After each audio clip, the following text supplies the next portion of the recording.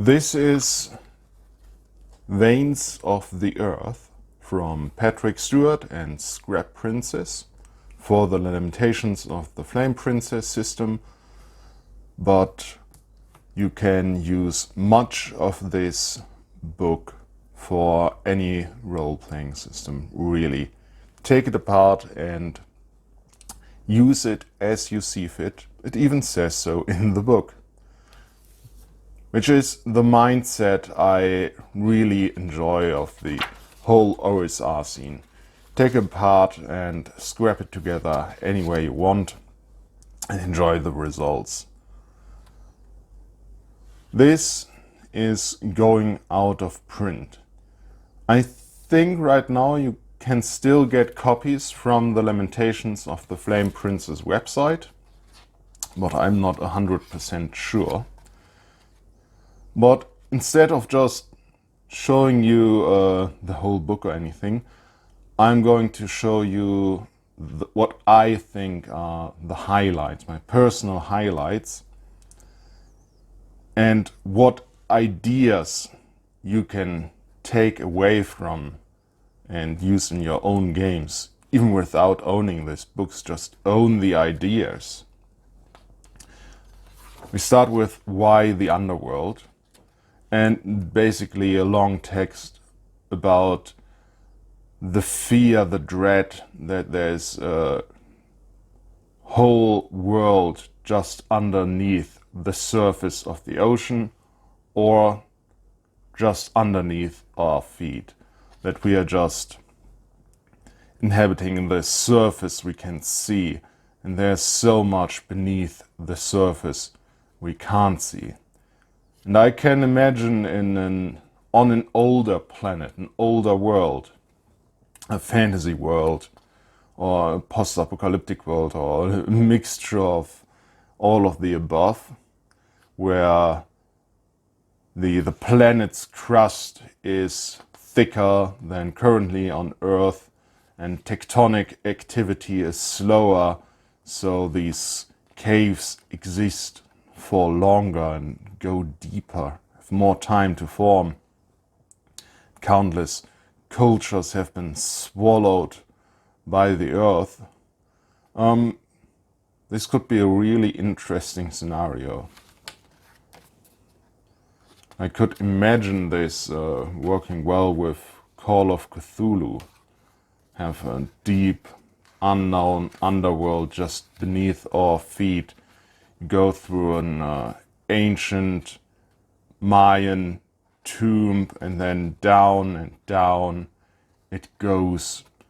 And at some point you end up in the dreamlands and have to fight ghouls. And all the equipment and the ammunition you bring from the surface, all your modern stuff, will soon enough fail you. Maybe you'll hold on to that one last shot in your revolver in case you need it. Then this book has about this much just monsters. A huge amount of encounters of monsters, something. And what I find interesting is that they all have in their descriptions the smell and the sounds they make. Because in the darkness of the underworld, that will be the first hint your players get of the presence of these monsters. And many people don't like this art style from Scrap Princess, but I personally like it. I find it is expressionistic. It's more of conveying an idea or feeling about something than actual detail.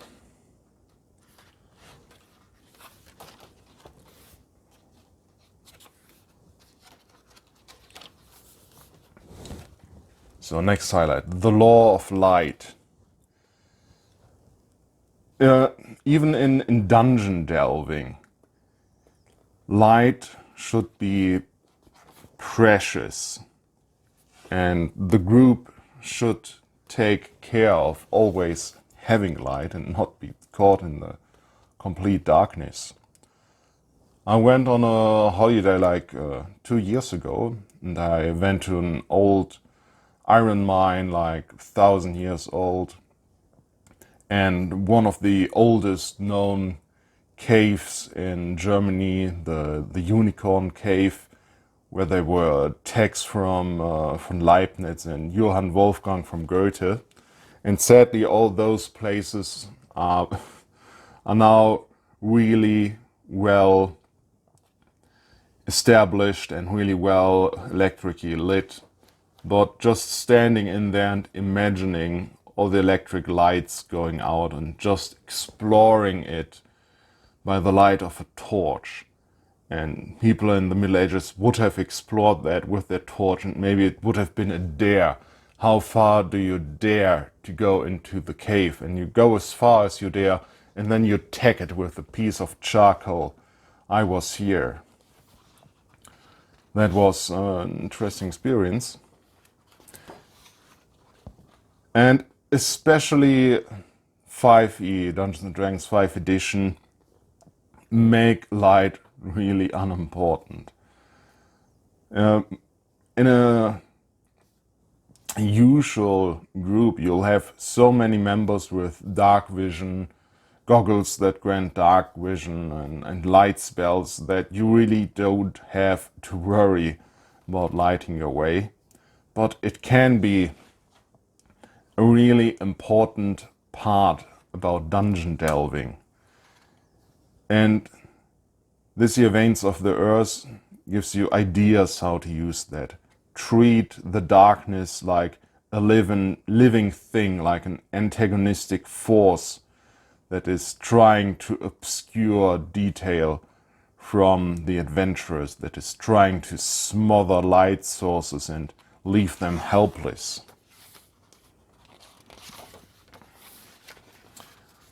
And following that logic,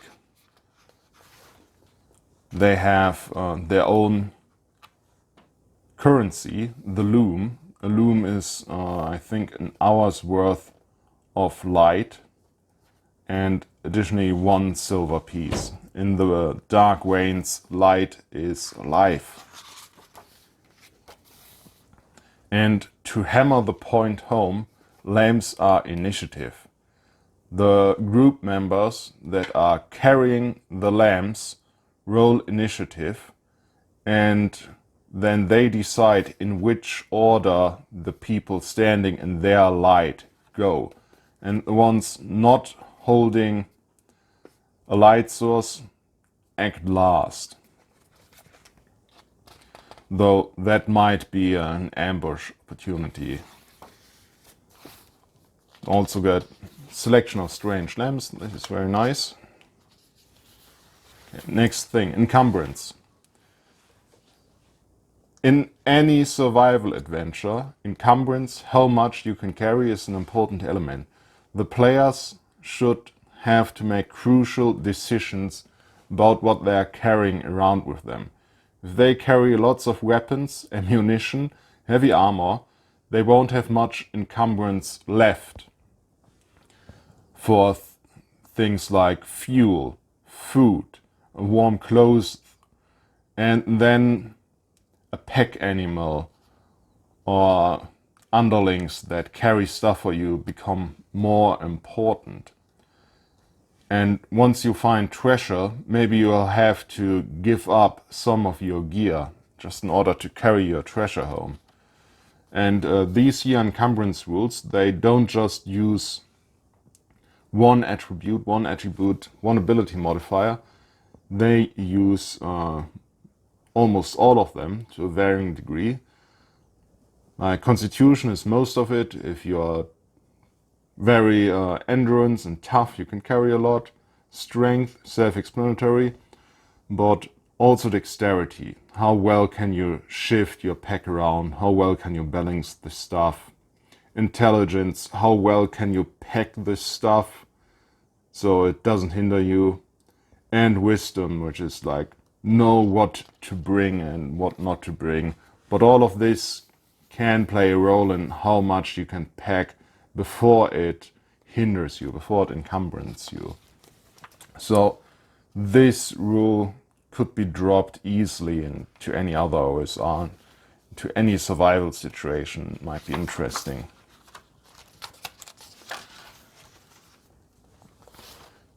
Finally, they have their own system of drawing maps or drawing cave systems, because a cave system is not just a flat 2D map, it is three-dimensional with ups and downs. And they have a system of randomly generating these cave systems and of easily mapping them, if in a very abstract way.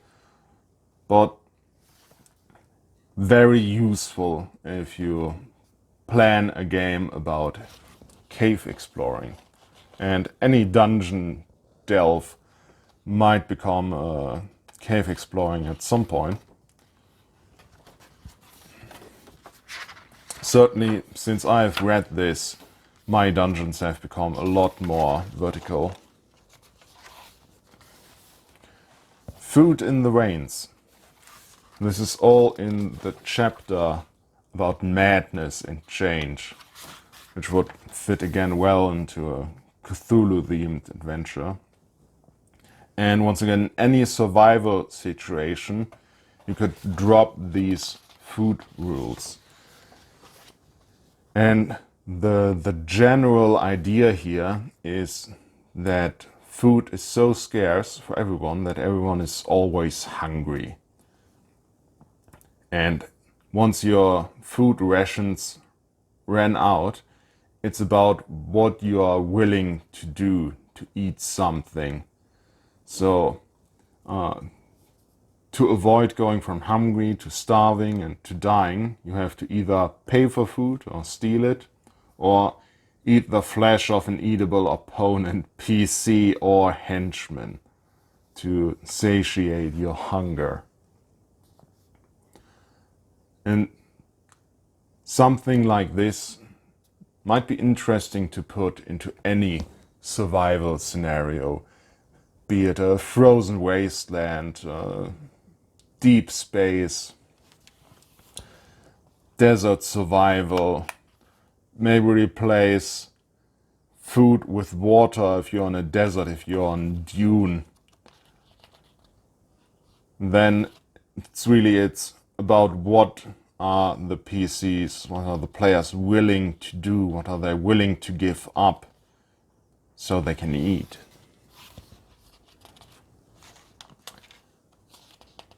And then we have a huge table about how the environment, the vicious, malevolent environment changes the characters. Huge table here. And some of these are strange, but maybe an advantage, maybe a boon. Some of it are just bad, but usually these don't make your character unplayable. Not even the result of like 100. You lose all desire to return to the surface. You belong here now. You can still play that character. He'll just have changing goalposts. And I've recently played Descent into Avernus in 5e, and there was a similar table, but most of what was in there was maybe totally overpowered, or it made your character straight up unplayable, like switching your feet with your hand, or making your bones so brittle your hit points are halved and you get double damage from everything. Straight up unplayable. And this is a good charge that is changing the character in a creepy and meaningful way without making them unplayable. And that is giving them neat abilities without being completely overpowered. Very good chart if you ask me.